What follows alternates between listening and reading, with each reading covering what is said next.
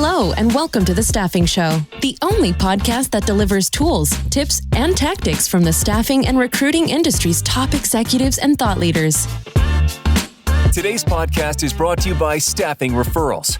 At Staffing Referrals, we understand the challenges your agency faces every day. From finding high-quality candidates and clients to automating your recruitment process, our platform is designed to help you grow your agency faster. Imagine a world where your agency can automatically build your talent community, improve your recruiters' productivity, and automate manual processes, all the while improving the candidate experience. But don't just take our word for it. Here's what a few satisfied customers have to say. Our referral program boomed after partnering with Staffing Referrals. The technology allows us the tracking, communication, and reporting our traditional referral program desperately needed to unify and expand. Can't imagine our business without it. Are you ready to transform your staffing agency? Let's reduce your dependency on job boards, deliver the experience your candidates expect from a modern business, and turn your talent pool into a competitive advantage. Visit staffingreferrals.com and get ready to grow. Hello, everyone. Thank you for joining us for another episode of The Staffing Show. Today, I am super excited to be joined by Justin and Kyle Cuviello, who are the co-founders of Care Team Solutions. Justin, Kyle, thanks so much for being on the show. Yeah, thanks for having us. Well, excited to talk with you guys today because you guys have done something unique in the healthcare staffing space. You've got 2 back-to-back years of growth, and I'm excited to hear your story, how Care Team came about, and kind of jump into some of the things that you guys are doing differently. To start off, I'd love to just talk about how you guys got into healthcare staffing. What's your story into this industry? Yeah, so it's probably a really unfun story.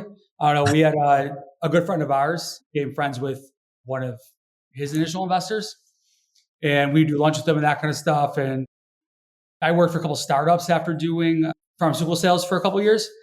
And the startups, I learned a lot of what not to do from them and some things to do, but a lot of what not to do. And I was kind of ready to get back into med sales, pharmaceutical sales, something like that. Started interviewing, and he asked to grab lunch. And then he asked if we wanted to start a healthcare staffing agency. He thought he had a contract he'd be able to pull, and thought we were 2 young sales guys that had decent heads on our shoulders and he could trust. We had that going. We didn't get the mentorship I think we thought we were going to get, but still a solid relationship. So after like 2 years, we got things going. We ended up buying him out, and then so it was just Kyle and I. Awesome. That's great. And what year did you guys start it? It was the very end of 2014. Okay. So been running at it a little bit. And then you've had growth the last 2 years, which in healthcare staffing is something that we're not seeing a lot of. We'd love to just dig into some of the ways that you guys are operating differently, and also kind of understand how you're positioning Care Team and what are some of the kind of the gaps that you were trying to fill when you built the brand. But maybe we can start. An important note about the growth is, after hearing your stats, is it doesn't feel good at the time because it's not monumental growth. Yeah. I went back and we're like, well, it wasn't down. So this industry, that's not bad. Yeah, I bet. And for the audience here, what we're referencing is the thing I hate to say, but what we hear a lot in staffing these days is flat is the new up, which is not fun for anybody when we think about it. But the healthcare staffing industry, I believe, I don't know if I know the exact number, but I think SIA reported that the median growth rate for travel nurse staffing firms was like negative 37% last year.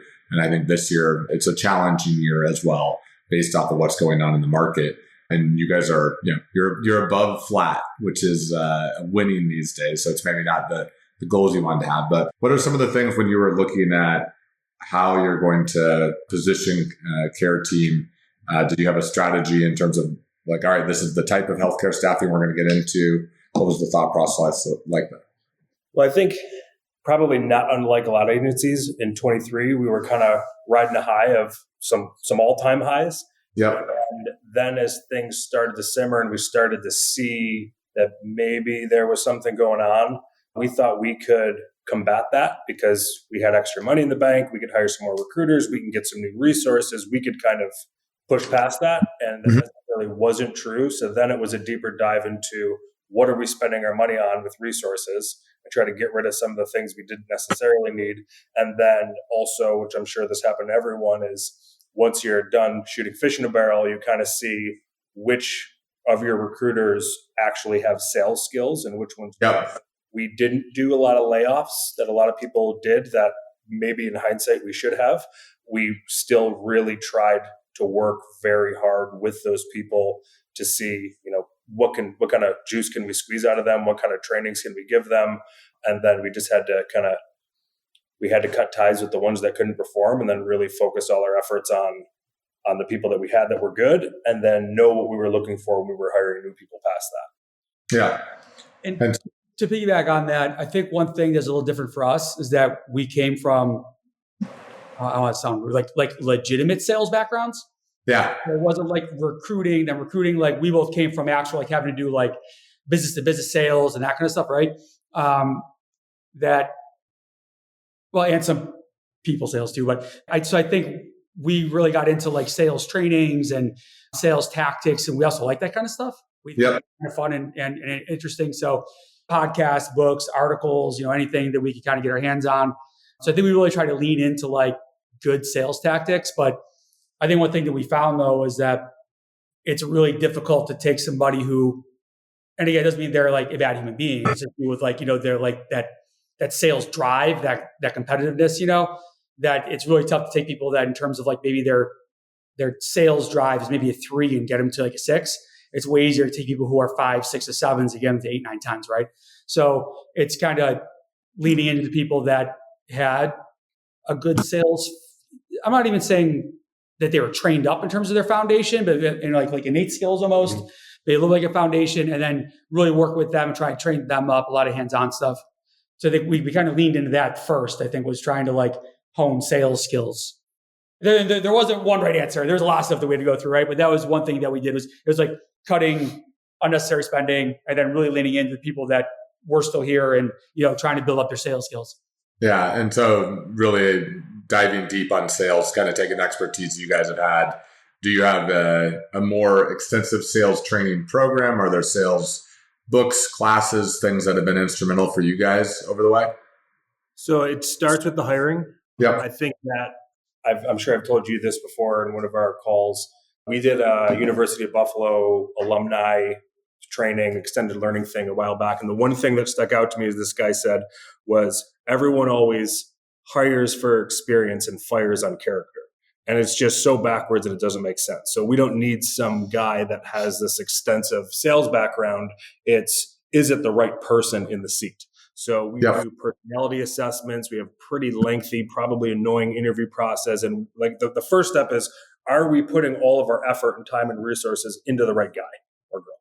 And then from there, it's just creating the mindset around what they're doing, because it's very common for people, I think, in all industries where you have to do a lot of cold calls, especially in ours. Nobody wants to do the 100 phone calls to try to get one person on the phone. And it's kind of giving them all the skills so that, yes, you have to do all those phone calls. But once you actually connect with somebody, that's what you're training for. Like now it's game time, right? Now you have to use all the persuasive techniques that you have to really make those calls efficient. So it's really that right mindset of, can I do all this training and find all this value in it, and then go do the grinding and the hard work so that if I can connect, it's up. Yeah, that's great. And I know one of the, you guys have always been learners. All the conversations we've had, you're always out there trying to figure out what's next and learn about it. And the sales element seems like it's huge. One of the things that at first kind of caught me in terms of how you guys are operating differently was you have very much seems like you have a very nurses first mentality as well. I think some of the ways that you've talked about the relationships and the approach to the conversations, I'd love if you guys could just share a little bit about how you kind of move in that direction as well. I think we do try to do right by the nurses. That's for certain. You obviously need them. It's also, I would say, a lot of it is it's the recruiters, as we're trying to grow them and develop them as salespeople. Like as an example, I know everybody probably knows someone that owns a collection agency or whatever, not to pick on that industry, but maybe that guy makes $500,000 a year that owns it and he manages a bunch of guys that make 40 or 50 grand. That's not fun to us, right? We're trying to develop where everybody succeeds, and you see this recruiter is buying a house, getting married, taking vacations, buying cars, whatever the heck they're doing. So that's part of it. And then having them have the mindset that our clients aren't what we call clients, like the hospitals. Our clients are the nurses. We need them. We're here to serve them. So you have to have the mindset around, when you have the ones that are a pain in the butt, which they do exist, that's not all of them, right? You need these people. Right. It's a win-win-win, right? It's if we're helping recruit, train, and support our talent in-house, and then teaching them to support and recruit great talent in terms of the healthcare professionals. And then you're going to obviously then support the facilities that you're working with, right? So in this case, everybody wins, so it's finding unique benefits for not just our in-house people, but for the nurses too, making sure that we're available with the reason. We want everybody, like Kyle said, it's, we want our people here, not just recruiters, anybody here, right? To like grow and learn and, and see that. And that's rewarding for us. Talking to nurses and having them say that like, we had people that we had talked before that they left because we couldn't pay top dollar, even though we usually pay pretty well. And then literally continue to give us referrals and come back to us because, for the extra $100 a week, you don't have an offshore compliance person. You have an RN who still works in the acute care level 1, who did travel as our nurse advocate, who's able to reach out to, whenever they want to. A psychologist we have available for more like employee wellness, not as like a lifelong therapist, to help support them if they're going through a difficult time. You know what I mean? Like, just want to talk to me and Kyle about something. We've had conversations about the industry and how it works because people are used to like Reddit and Facebook, but unfortunately that's not the truth of the industry. And so we try to give like a real honest, like, hey, listen, we understand where you're coming from, but this is where we're coming from. And like, can we meet in the middle? You know what I mean? Because, we try to like very honest and transparent process so that it's more of a partnership, Yeah. I remember one conversation with you early on where you were talking about how you even not only are, I think, focused about being fair and honest about it, but you're actually excited to hear when a recruiter was having conversations with somebody that's on assignment for an hour and not just out there smiling. Like, you want them smiling and dialing and doing the things that they need to do, but also really focus on building a relationship and knowing that the nurse is like, you're there to support them as they move on their journey as well. Yeah. I mean, I feel like now that's like the most important thing is you have to show them that you're working for them, that you're there for them, that, that if they have any ideas, we want to hear it. Yeah. You know what I mean? Because it's something like, what's our typical, it's like pay, potential, and purpose.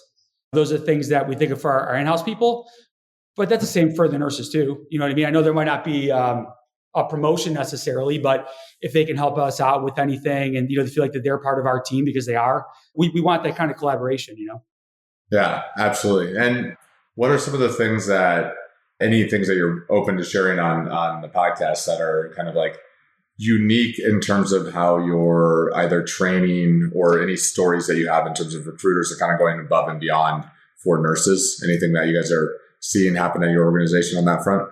Well, I think the funniest one is one of Ahmad's nurses. I don't know why she called the main line, but she left a message and gave, it was a remedy for like arthritis, not a remedy, but something for arthritis that she wanted Ahmad to know about because he was talking to his nurse about his grandmother and the arthritis that she had. And they were like, hey, we got a message. You know what I mean? It's like funny stuff like that. Alec had a nurse send him a shark tooth and this like, those like little black boards where you have the letters that kind of like pop on. Yeah. And it said, Alec is the best recruiter. And she said that to him along with like, it's like that kind of stuff. Because when you build that kind of relationship, that's when it becomes fun. Yeah. That's when, you have that bond then so that if somebody does come to them with like higher pay, like, well, is it apples to apples and what's going on? Let's have the conversation. We're not just going to tell you, no, like, let's see what's going on, but they're not just leaving your company. It's the referrals that you're getting then. We always talk about referrals, obviously. It makes it more fun, I think, for our team as well, along with the nurses, Yeah, I think I heard you use the term like you're like in a partnership with a nurse or something along those lines, that you're like actually focused on how do we show up and move away from the transactional approach, which I mean, it shows in your, we had done a case study on the referral side of it, and you guys have been growing that like crazy. And it looks like I think that's deeply tied to the culture and the purpose that you put behind it. What are some other elements in terms of what you guys are excited about in terms of where the industry is going right now?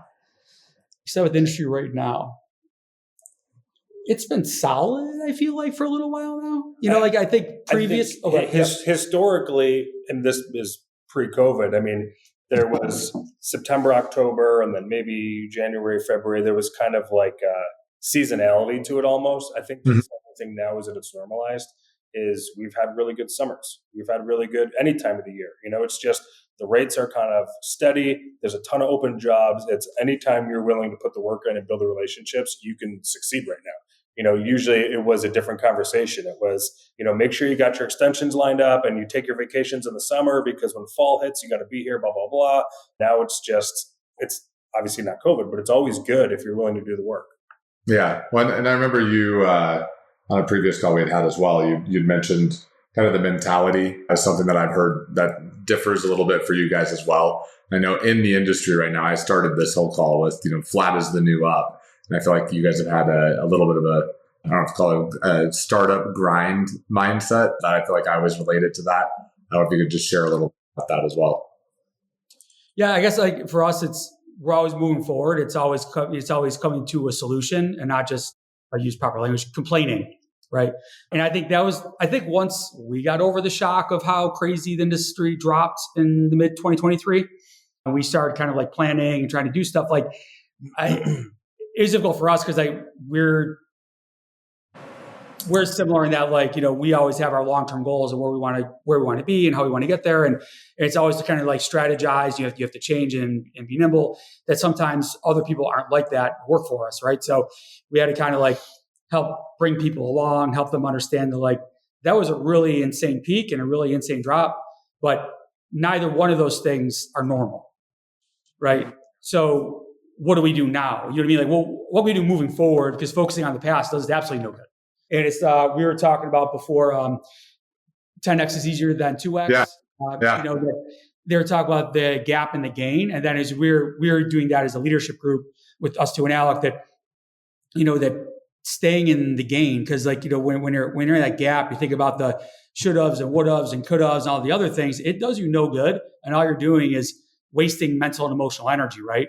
So I think we always kind of had that, and we've been trying to hone that, and that we always have to keep moving forward. And every industry has their issues, and we have a really awesome friend group and family that a lot of them they own businesses or they're they higher ups in companies, that kind of stuff, and I hear from everybody in every industry that this sucks and this is terrible and this happened, right? So that's the nature of business.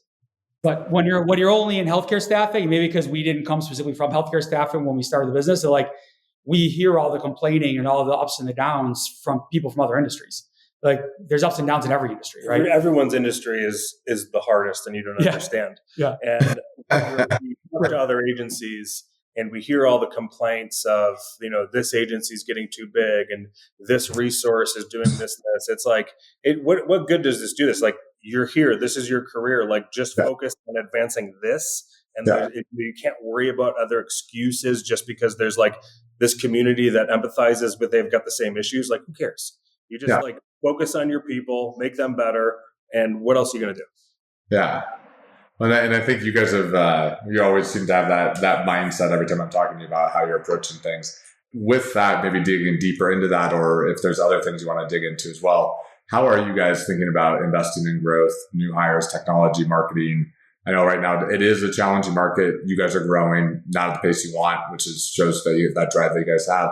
But what are some of the things that you're looking at or thinking about when you are driving the organization forward? And obviously you just mentioned the 10X is better than 2X is like a practice. I think a lot of us be reading as leaders, but it sounds like you might be implementing that as the team as well.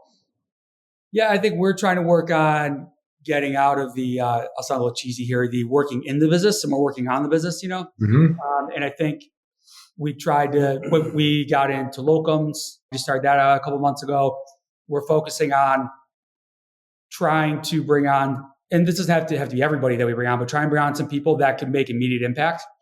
Now they have to have the character too, but have the right personality and character. But now if they do have some experience, it's going to be a bigger investment for us up front. But now if they're kind of taking care of business, then that's great. So, kind of that, I'm going to sound cheesy again, but the who, not how, right? And we talked about that and Kyle a couple of times. Yeah. So we definitely lean into that a little bit. The locum stuff like we talked about. I guess, leaning into definitely supporting our healthcare professionals to the best of our ability and even leading that into our advertising. Instead of, I think Ivy was really good with I feel like it was the work hard, play hard. We're when we started the company, on their website still have, people are kayaking and canoeing and the whole experience. It made it where then we went to a couple other companies' websites as we were trying to learn and see what other companies do, where it looked like an image of a doctor with a clipboard. It's You know what I mean? So like, but it was a looking website, but that I think, we're trying to lean now into like, so for us, the kayak and all the other stuff has already been done. That, our thing is, which I think is true to us, and you actually said this, was like care team, and we're kind of aptly named, which I joke around with you about that a couple of times. We didn't even think about that before, but that, we're supporting the nurses. We want them to feel like they're supported too, that, no matter what's going on in their life, whether it's personal or at work, that we're here to support them. So kind of leading in that in terms of our advertising too. So we have a couple of things going on, I guess. Sorry, I kind of went a little rant there. So that's great. And actually, I don't know if you guys know this quote, but there's Seth Godin, somebody I've followed over the years, and he has a quote I remember from like 10 years ago that is caring is a competitive advantage when done right, or something on those lines. And I have always believed that, and it's something that so many organizations say they care, say they have service, say they deliver, but the actual quality of the delivery, how you deliver it, what that showing up looks like, I think can be a significant competitive advantage. I think you guys are kind of showing that, and ties into your name and kind of what your core foundation is as well. And the recruiters, they kind of look back to what you said about seeing a recruiter talk to a nurse for an hour. We don't want this to happen, but it naturally happens to almost every recruiter. Is you get 5 nurses and then you lose them all and you get 5 more, and essentially you made 10 placements, but you're still at 5. You're not going anywhere. And you just kind of learn. It's like, if you don't focus on that relationship, you're never going to grow anyways. Yeah. It's like they almost kind of have to learn for themselves that this is just as important, if not more important. Obviously you have to get new people because you can't keep all of them. But then, with your platform, if you keep these people, and I always say, everybody always wants to say, you got to use my doctor. He's the best. My mechanic is the best. My barber is the best. You got to use them. That's how the recruiters should want their nurses to think about them. They should be in the hospital going, oh, you like that I'm traveling and I'm making extra much money? You got to talk to my guy. There's nobody like him. Like, that's what you're striving for. And you only get that because Alec the other day told me, hey, can you hop on Amazon and order Buffalo Bills hat for my nurse's son's 11th birthday or something like that. Like, they're thinking of all these things because they're having these meaningful conversations, and it goes a long way. Yeah, absolutely. And it's also, I think, in the world where everybody's things are shifting towards a more transactional nature in so many areas. I think it's a unique thing to have that human element in that relationship and to have them be focused. But when you treat it that way, though, that's how everyone ends up with the nurses that they don't work with, that just want the most money and don't care about you anyways, is because they see it as transactional too. Exactly. It's like everybody's like, oh, we don't want the people off the job boards because they're not going to, it's good. They're just transactional, but then you apply a transactional model to it. Right. Exactly. Yeah. That's actually a really great point. And it's other thing too, that we, in terms of our kind of like continuous training, working on things like building relationships, but it's also like letting them understand the human element. Like Kyle and I probably go into detail, probably be annoying on purpose a little bit, but we'll say like, okay, so that nurse was kind of a pain. Okay, cool. Well, she's divorced with 2 young kids and works overnights. Yeah. How fun would you be? Yeah. So and that's the thing. Like when you start coming at that angle where you kind of stop taking things personally, that I think it makes everything in life easier. But I think it's one of the biggest skills that people need to learn is that you're not, and I think it's from the 4 Agreements book, whatever. Like, you're not the star character in like a movie. You're the star character in your own movie, but not everybody else's, right? So, and if they don't, who cares anyways? You know what I mean? You just, but you have to stay consistent with like, you're the person that they would want to talk to, that you're the person that's going to be there for them, that you're the person that they can count on, right? And I think that also breaks down, and Cal and I talk about this too, that's what also even like breaks down or wears down on the really tough individuals that are used to being transactional. Yeah. Right? Because if they see consistently over time that this person gets back to, this person actually thinks about them, this person checks in on them, then at a certain point for a lot of them, I'm not saying that they're going to stick with you forever and they're not going to leave for an extra $50 a week, but it bodes better for you, Yeah, absolutely. And essentially the person who's calling in and complaining and just expects to be fighting with somebody all the time is also like, hey, these people actually do care. Like, they're actually paying attention and trying to show up. What are and I know we keep kind of going back to talking about this in different approaches, but from like systems, other processes, anything that you guys feel like have been instrumental to your growth, to your kind of where you guys are at in the business over the last few years?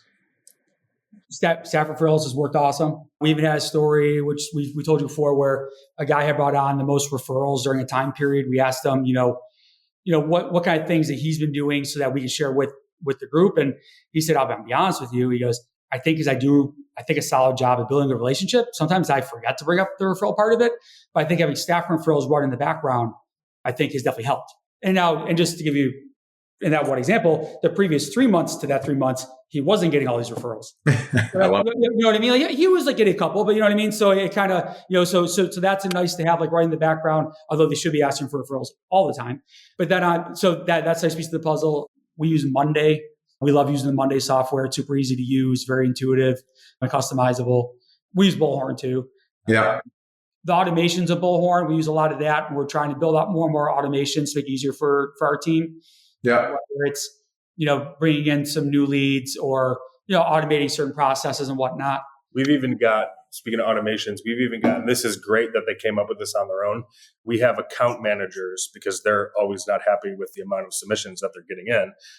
They have figured out how to use automations to then send out emails through our system to target certain states or whatever it is. And now they're trying to feed recruiters when in the past, they're just waiting. Like, hey guys, I need more submissions.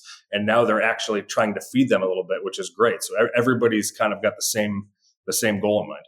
Well, that's cool. And so actually, I feel like when I hear most people, when they talk about Bullhorn automation or whatever marketing automation tool, they have a digital transformation person running it or the marketing person running it. And that's kind of the only person that has hands on. Sounds like you've actually are kind of letting people are involved on that. Well, we have a guy that does that kind of stuff. Most of it goes through him, but our one account manager is probably the expert out of all of us on Bullhorn. And so he just knows how to do it. And he's That's great. With the other guy and figured it out. And now our account managers, they hey, I've got a lot of jobs in this state, but maybe that's not where recruiters are actively working because there's less redirects or whatever it is. So while you guys are off doing that, I'm going to blast out emails to everyone in the state in this special and see if I can get some leads for you too. That's amazing. The guy that we use he sets up a lot of the ones for your normal processes, like somebody hasn't been touched in 30 days or 60 days, running a weekly campaign, talking about our unique benefits or something like that, right? What Kyle's talking about is Kyle had a lot of really good talks to the account managers about how do we dig up some more business? How do we really utilize the database beyond setting up some of those basic things that Bullhorn kind of helps you or suggests to kind of run in the background, right? There's even text they can use it to do text messages on behalf of the recruiters.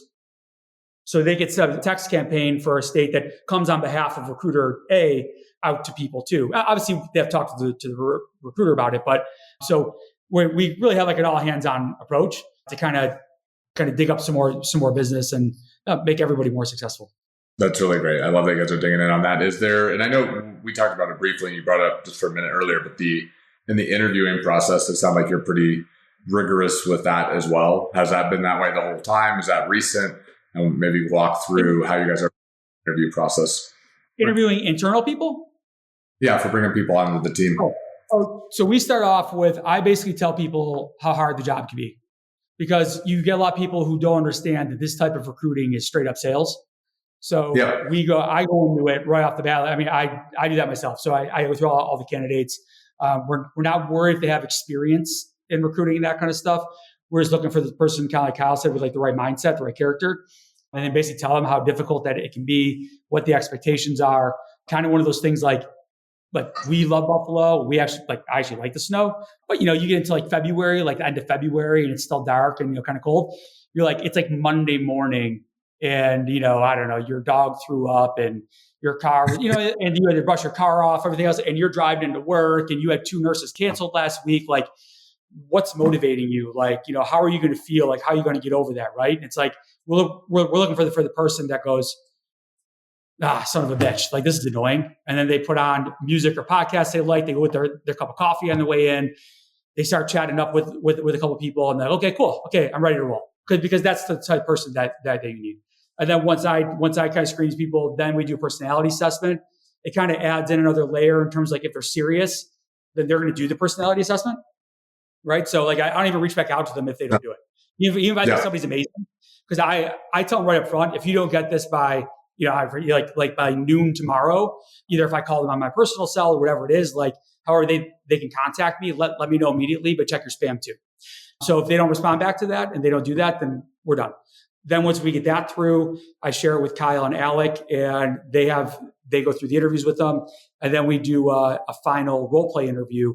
We do like a mock scenario where they don't have to do really like much prep, but basically they have to you have to get on stage and perform a little bit. And sometimes we'll even make the remark. We have a couple of us do the review. We do the review right after they do the role play with us.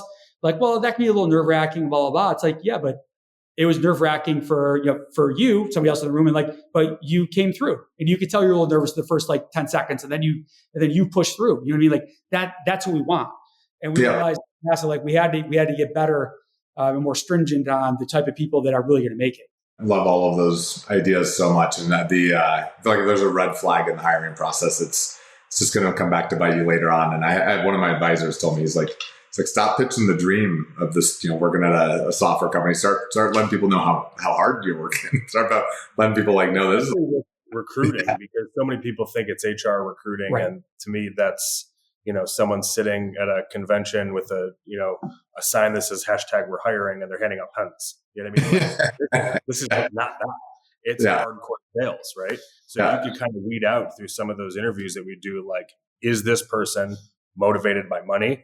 And regardless of, they drop their laptop in the snow and all the stuff that Justin said, it doesn't matter. Our whole culture, we almost don't love that people come in for interviews because our office is awesome. There's 4 dogs running around. There's a football going over your head. There's couches. There's all this stuff. But everybody that's here knows how to dial it in and do their thing because they want to make money. I love it. And kind of shifting to the forward looking, where do you see the healthcare staffing market in the next 12 to 24 months? Any forecasts in terms of major changes, major shifts? Getting back to a growth phase? We've seen, and Justin has shared in meetings, all the SAA stats on, nursing shortage coming up or maintaining, and it's still the most in-demand need and blah, blah, blah. That's for sure. But just at a very basic level, we've seen all these things, different things happen over the years, and hospitals want to pay less and change to a different vendor manager and all this stuff. And all of the possible things that happen typically result in a nurse doesn't want to go to that hospital anymore. So then now they have more needs, right? So it's just this constant cycle of it's not going anywhere.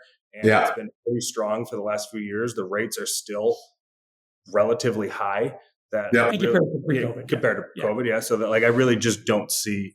The only thing that is going to change at some point is hospital A moves to vendor manager X. You know what I mean? That stuff happens. In the past, it's this hospital only works with them or whatever. Now that stuff flips around and you got to do a little BD and say that you work with them and you got to get it back or whatever it is. But as far as the shortage and the need, it's still plentiful for everyone. Yeah. Kyle said this before. It's such a good point. He said somebody's going to place them. Yeah. Somebody's going to be you, right? So, and that's the thing. So if you want to make I and says okay, but I don't think their recruiters are better than our recruiters. Yeah. I don't think that I'm sure they have amazing leadership and they're a gigantic company, but they can't talk to 2 guys that have done sales their whole entire life, that have dedicated their lives to this company, to sales, to business development, to all these things that are 10 feet away from them that want to help them all the time, right? So, you have people that care, that are looking for different angles, we don't get, I think, a lot of things right, but we try to make them right. You know what I mean? It's just, and I think the change thing, from our perspective, things are constantly changing all the time. Yeah. But it isn't it's not overnight usually. You know what I mean? It's okay, cool. So and you have to continue to kind of navigate that. I feel if you're constantly navigating it, then you're not making a full right turn. You're kind of slowly, okay, now we're going over here a little bit, right? So, we do some direct hire stuff locally where we have no competition and we do a really nice job at it just because we make cash and we have no competition when we have doing it. So, and now we're looking at, there's possibly a direct hire arm, the locums part of it. Staffing is going to be there. The needs are there. It's just not going to be exactly the way it was a year ago, or exactly it was 2 years ago. But in industries, what is or what was, right?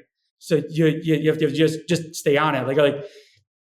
We always think that we're missing something or falling short somewhere. We're oh my God, okay, we need to learn about this or do this or because if you stay on top of this stuff and always feel you have to constantly be learning and growing, like I said, then you don't feel you have to all of a sudden make this gigantic change in your company. Are there any areas specifically for Care Team that you're like, this is you're most excited about when it comes to the future? I think the locums and who we have doing it for us and who we might be able to bring on to help us. I think we have definitely a nice opportunity there. I know it's getting to be a more congested market, but it's not as congested as the travel nurse market. So we have an opportunity there. On the travel nurse side, I just feel like we're always trying to learn and grow. And I feel like we get better as a company. Yep. By day. I don't know. Like, I don't think it's like one thing. I think the diversifying, and I think trying to take more of like me and Kyle working on the business and putting more, I guess, maybe like faith and responsibilities in some people that we bring on that we really trust to do it to help us grow. So anyone that's done, I mean, so like the locums thing is really exciting to us because it's a great market and it's new for us. Not taking the gas off the travel nurse side and still supporting those people and getting the best out of them is obviously just as important, because that's how we're going to have a strong business, as we have all of these different things that we do. But really trying to, like, when we read that 10X is easier than 2X book, it's like I'm always thinking kind of obviously how it relates to us, but I'm thinking of how we can kind of tell the recruiters too. And that's kind of exciting for me, is to help kind of shift their mindset. Like, I would never expect this out of them, but if your submission requirements or your new packet requirements are, let's say 2 a week, 5 a week, whatever they are, like, shoot for 10 or 15. Like, we're not going to require that, but like, you're probably going to do something different in your day. Yeah. If that's what you're trying to do, right? So you're going to be more efficient. Get off the phone with the people that aren't going to work out. Spend the extra time with the people that you think you could place. It's like the locums thing is cool, and I really, that's going to be awesome. But it's like, also we've done this for so many years, where it's like, now we can kind of fine tune all these things and get some more experienced people in here that can kind of help motivate the other people and kind of set the example. And it's kind of seeing this after a really long 10, 11 years, like, kind of finally get to where it's supposed to be, Yeah, that's great. And it's also, I'm having it's funny, we both just going through the 10Xs, but easier than 2X, like simultaneously. You have the first group that I've talked. Like, if you place 2 people a month and you're maintaining, that's really good. Yeah. If you're trying to place 10 a month, that whole workflow looks totally different. Well, and we probably will go with the mindset. And listen, and by the way, when we talk about all these things, we're not saying that we're even good at any of these things. We're saying that, like, these are things that we're working on, and we've done a lot of learning. We're trying to get there, right? But really, it's like, we're definitely very humble about what we have going on here. But I think it's how do you make a placement today? And when you start thinking like that, and we talked about it in the past, when 10X is easier than 2X kind of like brought up for us again, it's like, if you work like that, then you're going to get more placements. You're going to operate differently. You're going to make different. Yeah, I love it. And if you could give anybody advice if they were going to start a staffing agency today, what would you tell them? That's a great question. Whew, you didn't prep us for that question either, so you're just throwing this out there. I'm just kidding. So I would say that nothing happens in the amount of time that you think you can make it happen in. We're always pretty conservative, but I think even being conservative, there's going to be, like, business doesn't grow linearly, right? Yeah. And so all of a sudden you get to, we're doing $2 million a year. This is amazing. And then you do 2.2 the next year. Like, okay, well and then all of a sudden then you'll do 5. It's like, it's you have to stay with it. You have to be motivated, and you have to, I think, make sure that you're letting the people around you that you support and trust, that they are a part of that and they're seeing that vision too, because it's easy to get stuck in the daily grind. And you have to grind. And we relate to sports. We're very competitive. Like, you have to go to practice, you have to block and tackle, but you also get to play in the game and I don't know, and make a big play. Right. So it's like, yeah, you have to do some of the grinding, but so kind of to help, I'm trying to put this together here, since, having that long-term view, making sure that everybody's a part of it, kind of like getting excited about that once in a while. But then just remembering that you have to do the blocking and the tackling. You have to, there's going to be a little bit of that daily grind.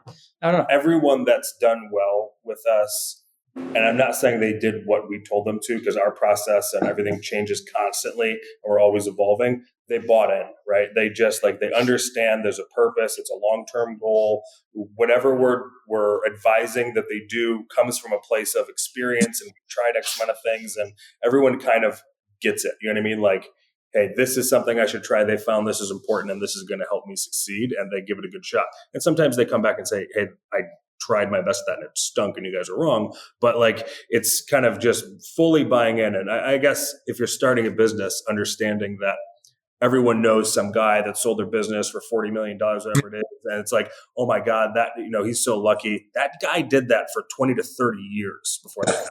And he was, yeah, grinding for probably the first 20 years, So it doesn't come quick. But I think there's a lot to kind of celebrating the small wins, helping your team celebrate their small wins. Well, that's great answers. I got just 2 questions left and we'll wrap it up. You guys have read a lot of books. You're always bringing books up as much as anybody I talk to. What book or books have you given most as a gift or has been most impactful to you, and why? I gifted Thanks for the Feedback a few times. Thanks for the Feedback. Yep. I don't know that one. Yeah, Thanks for the Feedback. It's pretty good. I mean, it's really good. You kind of see both sides of it almost, yes. Giving feedback and accepting feedback, how to properly give it so it's received well, but also how to not be defensive about things and accept what people are saying. It's a pretty good. I mean, all these types of books, really, if you can identify one thing you remember from it, that's the most important part. But I'd say that was start to finish a pretty worthwhile book. Awesome. Yeah, Thanks for the Feedback's a good one. Yeah, because I think that's one that it's good for for your team. It's good for the manager. It's also good for the report. And it gives both sides for both of them, and it gives a different context and and honestly, it's good for kind of, we talk about the whole sales thing when, bringing up the nurse is divorced, has 2 kids, works overnights, right? It's kind of given that perspective. We're big on the perspective part of it. I think it makes things a lot easier. And then it also try to be solutions oriented. It's trying to now it's easier to navigate, right? I honestly, not because I think it's because it's a new one, but that text is easier than 2X. I've told everybody about it. Okay, I feel like it's just one of those ones of whether you read it or it's an audiobook, that I think you can get a ton out of it. I think that one, more than any that I can remember reading in the past couple of years, really made me it makes you feel bad, kind of man, I've been doing everything wrong here. All of this, but don't live in the gap. It lays out, it lays everything out that you weren't doing anything wrong. That's how I got here. And once you even reach that new mindset, then you gotta, maybe the 80% of that is wrong. And it's just a constant evolution.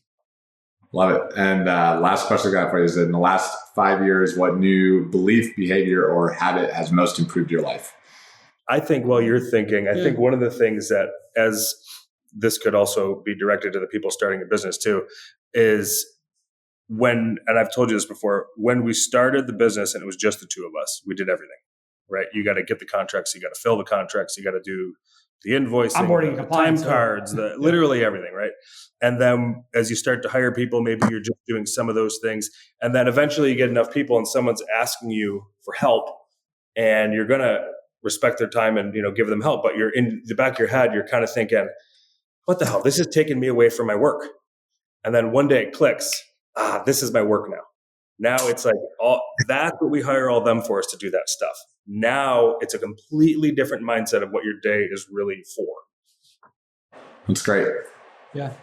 I think coming out of COVID now, granted, nobody wanted it to kind of dip the way it dipped, and it was kind of odd, but I think it made us really think a lot more strategically. There was definitely some pain there and whatnot. But I think, either it was starting a business and I felt like I had a mortgage at the time. So, and we started from scratch. So we didn't make any money. It's I joke around, I live like I was in Fight Club, that it made me realize that you don't, I'm going to sound cheesy, but the material things don't matter that much. And I like cool stuff, guitars or hockey, or, goalie equipment or cars or whatever, trucks. So it's a house, but you're going to, as long as you're okay and your family's okay and everything, you're going to be okay. And that kind of the same thing was kind of almost reiterate the post-COVID thing. Okay, cool. We'll have to make some tough decisions. Everybody's going to be okay. We have to put the company first in the best way possible, so that we have a strong company that the people that we're aligned with, can be supported the way they want to support them. Yeah, I think it's kind of, it's that everything's going to be okay, provided that you're doing something about it. But yeah, I don't know. A lot of this other stuff doesn't matter as long as we're working hard, doing a lot of the right things, and supporting the people that care for us, that we care for. I think you're usually going to be okay. Love it. Love both concepts. And any closing comments for the audience? Use staffing referrals. That's honestly, it's a good point, because the part that he left out about that one scenario is the two top people that were using it. One of them asked for referrals on every single call, and the other one never did. And it still worked for both of them, because that's not how you should do it, obviously. But it's good that you have all the automations coming through, and that did line up for that one guy, miraculously, a good amount of referrals. Love it. I would say, other one thing I'd say for the business owners, it's not feeling bad about the mistakes you made or the things that you've done or whatever was happening.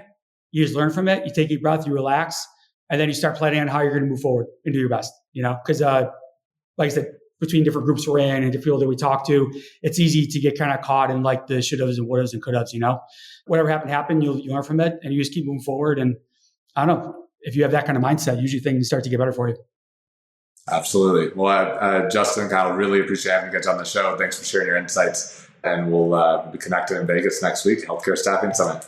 Great seeing you guys. Looking forward to it. Go Bills. Thanks for listening to The Staffing Show. Don't forget to sign up for our newsletter at staffinghub.com.